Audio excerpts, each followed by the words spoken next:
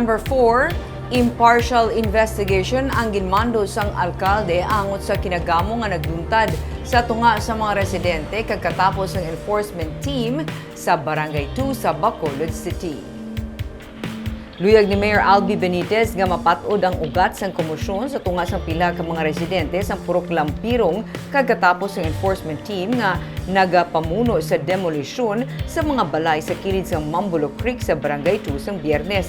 Gani iyaman ginmando ang isa ka impartial investigation angot sa reklamo sa mga residente nga nag-aligar ginsakit sang katapos ng enforcement team sa City Legal Office. Nakita man sang alkalde ang video kung diin ginasulong sang pamuno sang enforcement team nga si Ray Dimisana ang mag-live-in partner gamit ang isa ka bara. Ang City Legal Office ang nagpasaka na sang kaso nga like threats kag resistance and disobedience upon an agent in authority bato kay Junjun Meniao nga ginalagar ng bato agud mabalabaga ng pagguba sang bomba nga sakop sang ginpatuman nga demolisyon. Ginpanginwala naman ni Meniao ang alegasyon batok sa iya. Siya man ang natalana magpasaka sang counter charges kontra sa katapos ng enforcement team nga nagpanakit sa iya kag sa iya nga live-in partner.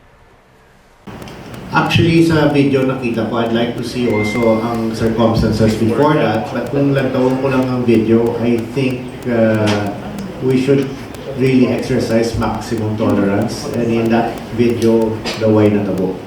So, which is why I asked for an impartial investigation.